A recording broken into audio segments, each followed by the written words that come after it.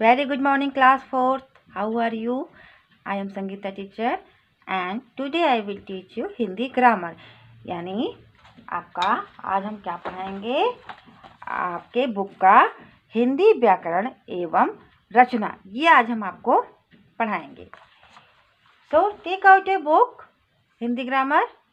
और हम क्या पढ़ रहे थे? हम पढ़ रहे थे चैप्टर 11 क्रिया विशेषण। क्रिया विशेषण में डाउट क्लास में हमने देखा कि कुछ बच्चे कंफ्यूज हैं क्रिया विशेषण में, तो एक बार हम फिर से रिवीजन करा देते हैं। क्रिया विशेषण क्या होता है? क्रिया विशेषण क्या होता है बच्चों, आपको हम इसके पहले भी बताए थे। तो मैं उस दिन भी आपको बताई थी कि अगर समझ में ना आए तो आप हमको फ़ोन करके या मैसेज के थ्रू पूछ सकते हैं। लेकिन हमने डाउट क्लास में पाया कि आप लोग बुक देखते हैं, बुक में जो भी चैप्टर रहता है वहीं से चैप्टर का नेम देख के आप पूछते हैं। आप यानी कि वीडियो ध्यान से नहीं देख रहे हैं।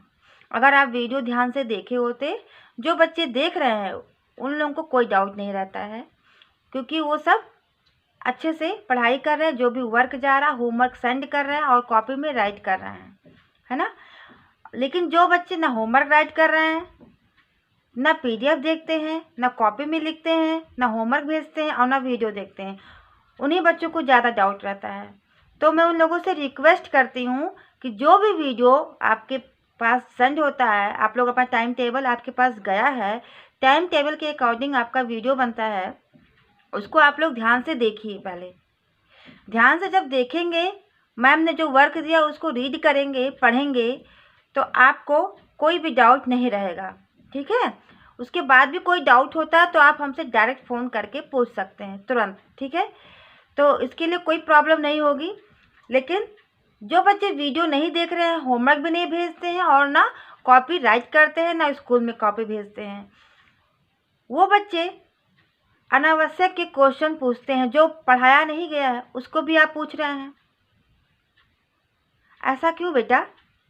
आप लोगों को जो पढ़ाया जा रहा है उसमें से अगर आपको समझ में ना आए, आप उसको क्वेश्चन पूछिए, ठीक है। हम बताने के लिए हमेशा तत्पर रहेंगे। लेकिन अनावश्यक क्वेश्चन एक बच्चा अगर पूछता है तो आप लोग सारे लोग वही क्वेश्चन पुटअप करते हैं। क्या सारे बच्चों को वीडियो समझ में नहीं आ रहा? कुछ भी समझ में नहीं आ रहा है? ऐसा तो नहीं है ना। जो बच्चे पढ़ रहे हैं उनको आ रहा है। तो प्लीज़ आप लोग वीडियो ध्यान से देखिए। आज जो मैं पढ़ाने जा रही हूँ उसको ध्यान से देखिए, समझिए। उसके बाद भी अगर नहीं समझ में आए तो आप मुझे तुरंत फ़ोन करिए, ठीक है। फिर मैं आपको समझाती हूँ कि क्या है, ठीक है। तो चलिए स्टार्ट करते हैं बच्चों। क्रिया विशेषण की परिभाषा। पहले हम फिर से उसको आज चैप्टर पढ़ा रहे हैं।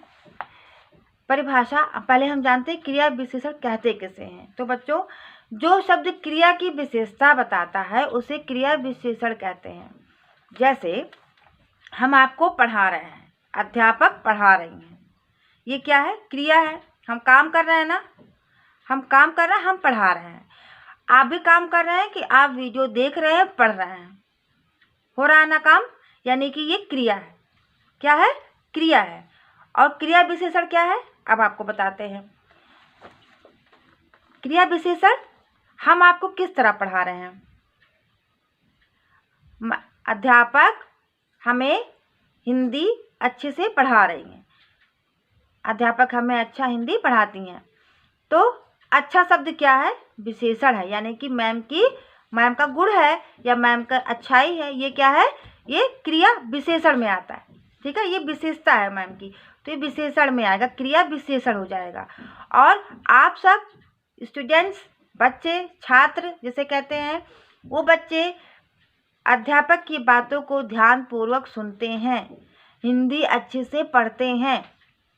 तो आप लोग पढ़ रहे हैं, ये क्रिया है। और किस तरह पढ़ रहे हैं?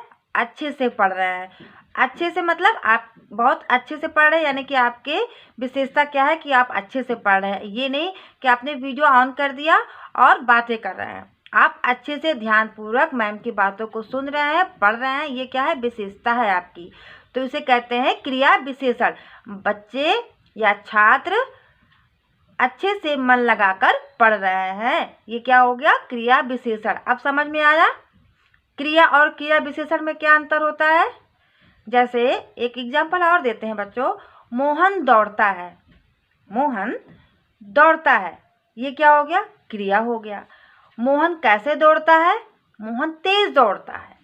किस तरह दौड़ता है, तेज दौड़ता है। तो ये क्या हो गया, मोहन की विशेषता कि बहुत तेज दौड़ता है, धीरे नहीं दौड़ रहा है ना, या धीरे भी दौड़ता है, तेज दौड़ता है, तो क्या हो गया, उसकी विशेषता है।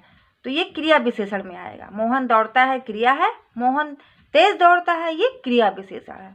ठीक, आई होप आप समझ में अच्छे से आ गया होगा। इसके बाद भी अगर कोई डाउट है तो आप लोग फ़ोन करिएगा, ठीक है। और अब हम आगे चलते हैं। आगे क्या है हमारा क्रिया विशेषण के बाद, समझ में आया ना। जो शब्द क्रिया की विशेषता बताते हैं उन्हें हम क्रिया विशेषण कहते हैं। और क्रिया विशेषण के 4 भेद होते हैं। कौन कौन से, स्थानवाचक, कालवाचक, रीतिवाचक और परिमाणवाचक। ये 4 क्रिया विशेषण के भेद होते हैं। तो स्थानवाचक क्या होता है पहले देखते हैं। स्थानवाचक क्रिया विशेषण किसे कहते हैं, तो जो क्रिया विशेषण क्रिया के होने के स्थान या दिशा का बोध कराते हैं उन्हें हम स्थानवाचक क्रिया विशेषण कहते हैं। जैसे अंदर, बाहर, दूर, पास, स्थान, इधर, उधर, ऊपर, नीचे, सामने, आगे, पीछे आदि। ये क्या होता है, स्थानवाचक क्रिया विशेषण। स्थान मतलब जगह, हम आगे हैं, कौन सी जगह पे हैं, पीछे हैं, ऊपर हैं या नीचे हैं। ये क्या बोध कराता है, स्थानवाचक क्रिया विशेषण की हमें बोध कराता है कि ये स्थानवाचक क्रिया विशेषण है। तो जैसे बालक सड़क पर इधर उधर भाग रहा है, तो इधर मतलब इधर भी जगह है, इधर भी जगह है, तभी तो भाग रहा है, स्थान है ना, जगह को स्थान कहते हैं। तो ये क्या हो गया, स्थानवाचक क्रिया विशेषण। अब आते हैं दूसरे पे, कालवाचक। कालवाचक क्या है, जिस क्रिया शब्द से क्रिया के होने के समय का काल का बोध हो उसे क्रिया विशेषण कहते हैं। यानी कि आप काम कर रहे हैं लेकिन आपके काम करने के साथ साथ आप काम कब कर रहे हैं इसका भी बोध होता है, हमें जानकारी होती है, तो ये कालवाचक विशेषण होता है। ठीक है, कालवाचक क्रिया विशेषण। जैसे हम सुबह से पढ़ रहे हैं, कब से पढ़ रहे हैं, सुबह से, समय कब का है, सुबह से हम रात तक पढ़ रहे हैं, तो ये क्या हो गया, कालवाचक। इसका क्या और क्या एग्जाम्पल है, जैसे प्रातः, सुबह, जैसे हो गया ना, प्रातः में सुबह ही होता है, साय मतलब शाम, अभी, प्रतिदिन, हमेशा, जब, तब, अब, कल, परसों, कभी कभी, दिन भर, दिन रात, लगातार, आजकल। ठीक है, ये सब क्या है, कालवाचक जो है क्रिया विशेषण है। जैसे वे प्रतिदिन सुंदर कांड पढ़ते हैं। प्रतिदिन मतलब उनका एक समय निर्धारित है, निश्चित है कि वो रोज क्या करते हैं, सुंदरकांड पढ़ते हैं। ठीक, आप सब रोज अपना वीडियो देखते हैं, ये क्या है, कालवाचक हो गया आपका, कि आप लोग रोज पढ़ाई करते हैं। अब आते हैं तीसरे पे, रीतिवाचक क्रिया विशेषण क्या होता है। रीतिवाचक क्रिया विशेषण होता है जैसे जिन क्रिया विशेषण शब्दों से क्रिया के होने का ढंग या रीति का बोध हो उसे हम रीतिवाचक क्रिया विशेषण कहते हैं। जैसे आप काम कर रहे हैं, किस ढंग से कर रहे हैं, ये होता है रीतिवाचक। जैसे हम ध्यानपूर्वक पढ़ते हैं, ये रीतिवाचक हो गया कि आप ढंग से पढ़ रहे हैं, ठीक है ना, अच्छे से पढ़ रहे हैं।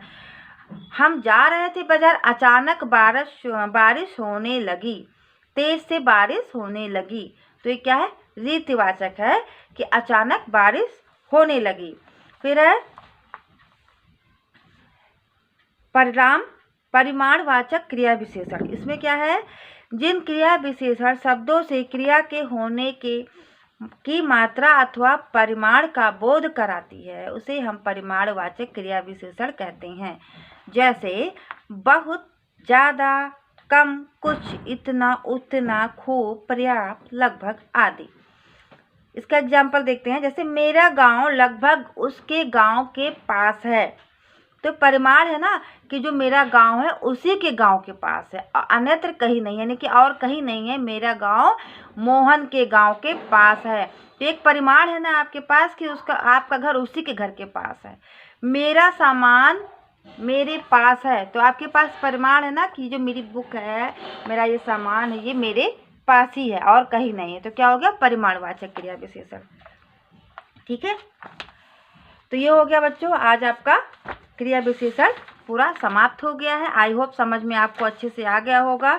अभी भी कोई डाउट रह गया हो तो आप फ़ोन से पूछ सकते हैं या मैसेज के थ्रू पूछ सकते हैं, या फिर कल डाउट क्लास है उसमें भी आप पूछ सकते हैं। तो अब हम प्रश्न उत्तर देखते हैं। क्रिया विशेषण किसे कहते हैं अभी आपको हम बताए ही हैं।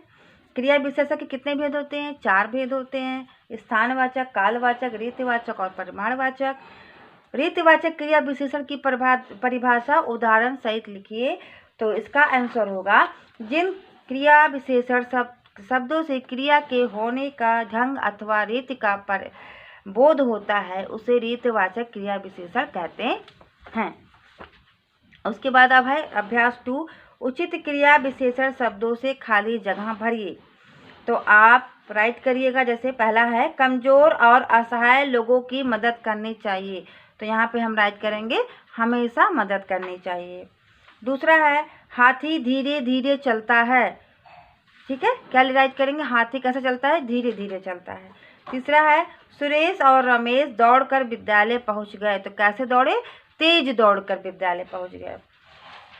फिर है डैश, बिजली चली गई। बिजली कैसे जाती है? अचानक जाती है ना, अचानक बिजली चली गई। हम राइट करेंगे, अचानक बिजली चली गई। पांचवा है, सड़क पर डैश तरफ चलना चाहिए। तो सड़क पर किस तरफ चलना चाहिए बच्चों? दाएं या बाएं? सड़क पर हमेशा हमें अपने बाएं तरफ चलना चाहिए। ठीक है, अगर हम दाएं तरफ उल्टी दिशा में चलेंगे तो हमारा क्या होगा? एक्सीडेंट हो जाएगा। तो हमेशा सड़क के किस तरफ चलना चाहिए? बाएं तरफ। अब है, सही मिलान करिए। का है, कालवाचक क्रिया विशेषण किसे क्या है? कभी कभी पे राइट करेंगे। स्थानवाचक क्रिया विशेषण सामने राइट करेंगे। परिमाणवाचक क्रिया विशेषण क्या है? इतना। और रीतिवाचक क्रिया विशेषण क्या होगा? संभवतः। ठीक है, तो ये हो गया बच्चों आपका अभ्यास 3। तो आई होप समझ में आ रहा है। अब चैप्टर एक्सरसाइज 4, 5, 6, 7, 8 आपको नेक्स्ट वीडियो में हम एक्सरसाइज कराएंगे। तब तक के लिए इतना ही।